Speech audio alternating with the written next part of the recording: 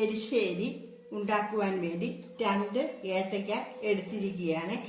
ഏത്തയ്ക്കയുടെ പുറമേയുള്ള തൊലി മാറ്റിയ ശേഷം ചെറിയ കഷ്ണങ്ങളാക്കുക.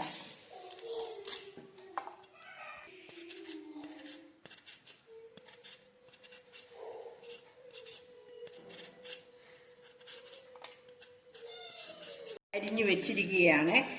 ഇനിയും ഇത് കുക്കറിലിട്ട് വേവിക്കണം. ഇതിനാവശ്യമുള്ള സാധനങ്ങളാണ് ഉപ്പ്, മഞ്ഞൾപ്പൊടി, കുരുമുളക് പൊടി, മുളക് പൊടി. ഇവയെല്ലാം കൂടി കൂട്ടി യോജിപ്പിച്ച ശേഷം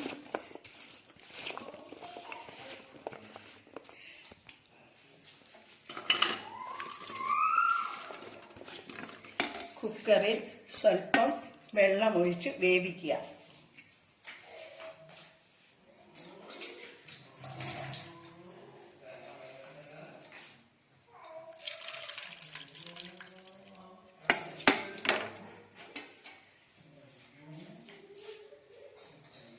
ഒരു മുറി തേങ്ങ ചിരണ്ടിയതാണ് എടുത്തു വെച്ചിരിക്കുന്നത്.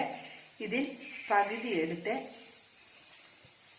മിക്സിയിലിട്ട് അരച്ചെടുക്കുക.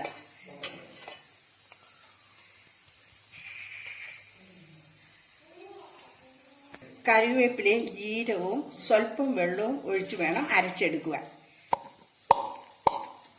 ഇട്ട് അരച്ചെടുത്തു വെച്ചിരിക്കുന്ന തേങ്ങയാണിത്.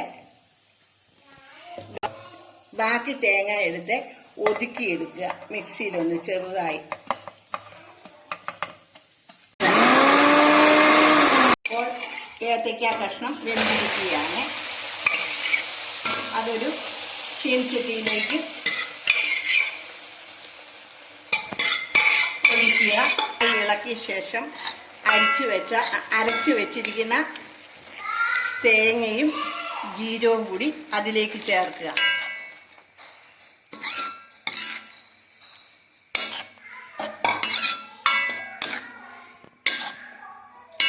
തിളപ്പിക്കുക. ഇപ്പോൾ നന്നായി തിളച്ചു. ഇനിയും കടുക് പൊട്ടിച്ച് ഒഴിക്കുവാൻ പോവുകയാണ്. ചീനച്ചട്ടി ചൂടാകുമ്പോൾ എണ്ണ ഒഴിക്കുക. എണ്ണ ചൂടായിക്കൊണ്ടിരിക്കുകയാണ്. ഇനി കടുകിട്ട് പൊട്ടിക്കുക.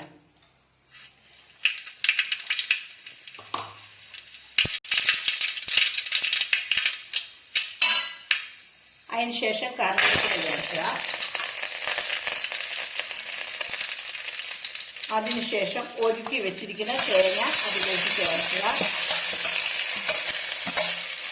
നന്നായി ഇളക്കുക.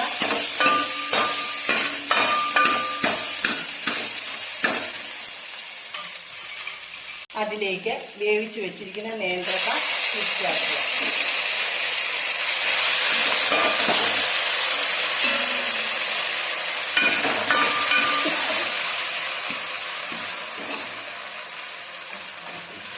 ഇപ്പോൾ നമ്മുടെ എരിശ്ശേരി റെഡിയായിരിക്കുകയാണ്.